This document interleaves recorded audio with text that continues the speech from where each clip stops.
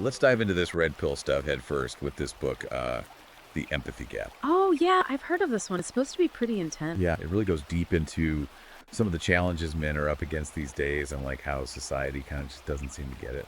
Yeah, that's definitely a common sentiment in the red pill community. Totally. And the author uses this term empathy gap, which I thought was pretty interesting. Oh, yeah. What's his take on that? Well, he basically argues that there's this huge disconnect in how society like responds to men's problems versus women's, Like, we're just less sympathetic to men or something? Exact. And he uses some pretty powerful examples to illustrate his point. Like what? Right off the bat, he tells this story about a guy who was falsely accused of a crime and ended up spending years in prison before he was finally exonerated. Oh, wow. That's heavy. Yeah, it's a really heartbreaking story, and it really makes you think about, how justice is served and who gets the benefit of the doubt when things go wrong. Right. Like, would people have been as outraged if it had been a woman who was wrongly imprisoned? That's exactly his point. Yeah. He's not saying that women don't face false accusations or that their experiences aren't valid, but he's highlighting a potential double standard in how we perceive male victims. I can see that. And he doesn't just rely on anecdote, he backs it up with some pretty hard-hitting statistics. Oh, really? Like, what kind of stats? For instance, he cites a study that found that women receive significantly shorter sentences than men for the same crime. Wow. Are you serious? Yeah, on average, about 60% less time. 60% less. That's a huge difference. Right. It really raises some questions about whether there's some bias going on within the legal system, Like, are men being held to a different standard? That's what he's suggesting.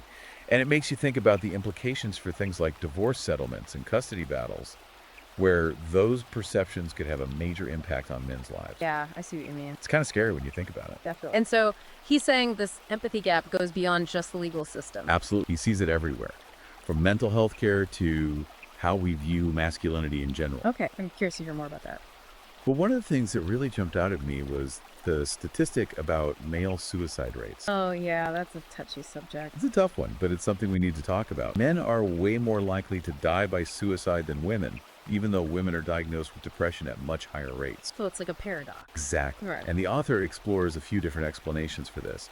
But one of the most compelling is this idea of societal pressure on men to be strong and stoic and self-reliant. The whole man up mentality. Yeah, and he suggests that this pressure can actually prevent men from seeking help when they're struggling, even when they're dealing with serious mental health issues. Makes sense. Yeah. Like they're afraid to show any weakness. Right. And he even argues that the very definition of mental health might be skewed towards a more feminine way of expressing emotions and coping mechanisms. So men might not even recognize that they need help, or they might feel alienated from traditional therapy. Exactly. And then he tells this really poignant story about a construction worker named Mike. What happened to Mike? Well, Mike was this hardworking guy who lost his job during an economic downturn, and he just kind of spiraled downward. He felt like he had nowhere to turn, no one to talk to about his struggle. Oh man, that's awful. Yeah, it's a really sad story.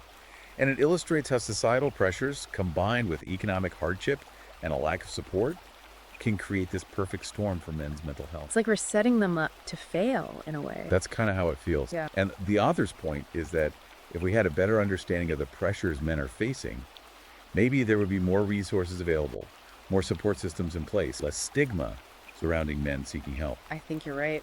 We need to start acknowledging these casualties of this societal battle, Yeah. men who are struggling, suffering, and even dying because they don't feel seen or heard. Absolutely. And it's not just about mental health either. This Yeah. empathy gap plays a role in the education gap between men and women too. Oh yeah, how so? Well, we all know that women are now outpacing men in college enrollment and graduation rates.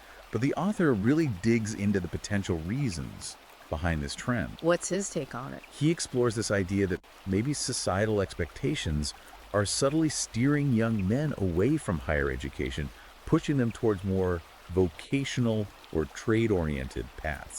Like we're still kind of stuck in those old school gender roles. Yeah, and it's interesting to think about how those early influences and expectations can shape men's entire lives, even their economic prospects. Definitely. It's like we're limiting their options without even realizing it. And then the author throws in another curveball, the potential impact of diversity initiatives and critical theory on men's experiences in academia and the workplace. Oh boy, that's a whole other can of worms. I know, right? It's a really sensitive topic, but it's something we need to address. So what's his argument there? Well, he argues that while diversity initiatives are obviously well-intentioned, they might inadvertently create systems that actually disadvantage men, particularly white men. Like, He suggests that the focus on promoting certain groups could lead to a neglect of men's issues and concerns. even create an environment where men feel uncomfortable speaking up or challenging the prevailing narratives. I've definitely heard that sentiment before. Like, men are afraid to speak their minds for fear of being labeled sexist or something. Exactly. And he asked this really provocative question. When was the last time you saw a men's studies section in a university library? I don't think I've ever seen one. Right. It makes you stop and think about whose voices are being amplified and whose are being marginalized in these discussions. It's all about perspective, isn't it? Totally. He's not saying that we shouldn't strive for equality or that women haven't faced real discrimination. But he's challenging us to consider whether the pendulum has swung too far in one direction, potentially creating new forms of inequality in the process. It's like we're trying to solve one problem but creating another one in the process. It's a complex issue, and there are no easy answers. But the author's point is that we need to be more aware of the potential unintended consequences of well-intentioned policies and make sure that we're not sacrificing one group's needs in the name of helping another. I think that's a fair point. And that leads us to another potentially controversial topic, feminism. Oh, yeah, here we go. Now, before anyone gets defensive, let me just say that we're not here to bash feminism or any other movement. Our goal is to understand the arguments presented in the source material and encourage critical thinking. Right, so let's hear what he has to say. Okay, so the author doesn't shy away from critiquing what he calls radical feminism.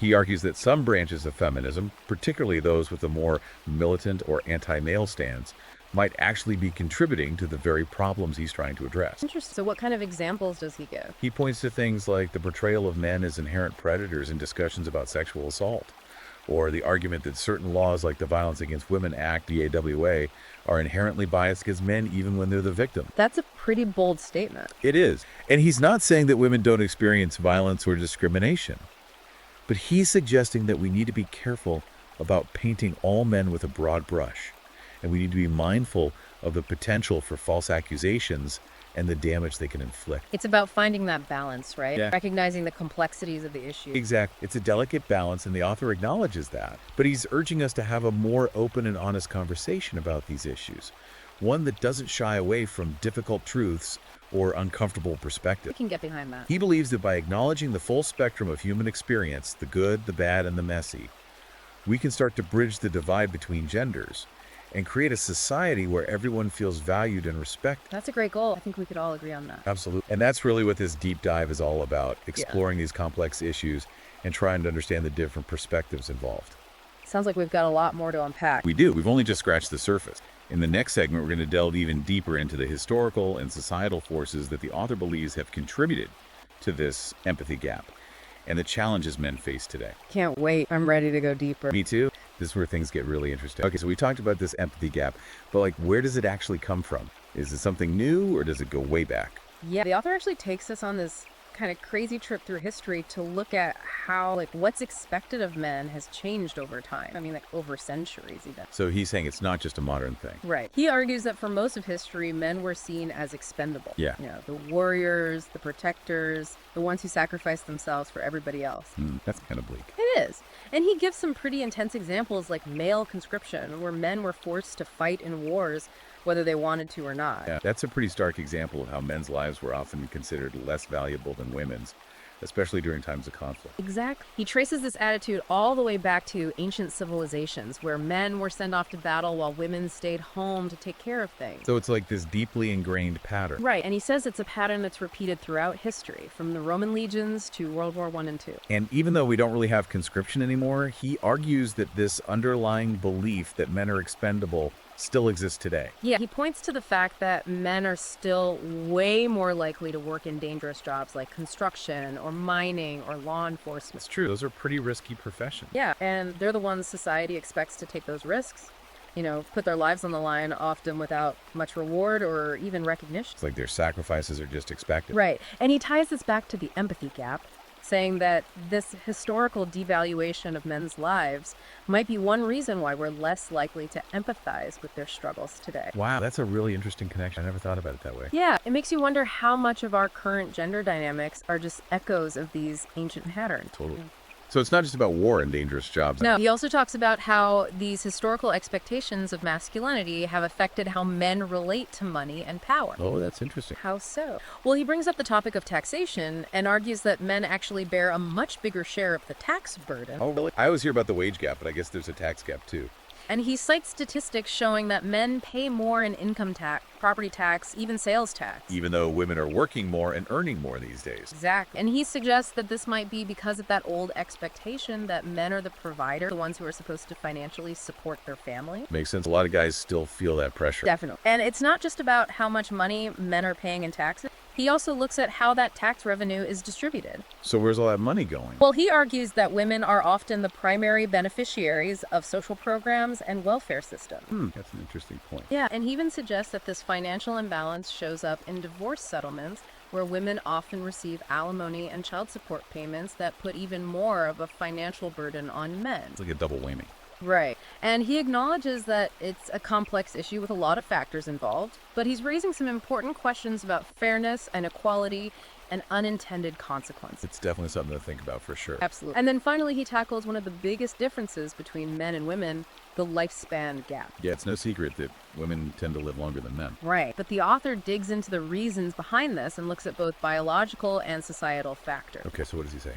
Well, he starts with the biological stuff like heart disease, testosterone levels, and the fact that men have higher rates of cancer. Those are some pretty significant factors for sure. Yeah, but he doesn't stop there. Yeah. He argues that societal expectations also play a huge role. Like how? Well, the pressure on men to be tough, to hide their emotions, to engage in risky behavior, all of that takes a toll on their physical and mental health. It's like they're constantly running on fumes. Right. And he even points to studies showing that married men tend to live longer than single or divorced men. So having a partner can actually be good for your health. Yeah, but he emphasizes that it has to be a supportive, loving partnership, not a strained or combative one. Makes sense. I guess a bad relationship would have the opposite effect. Exact. And so, again, this brings us back to the empathy gap and how we need to understand the pressures men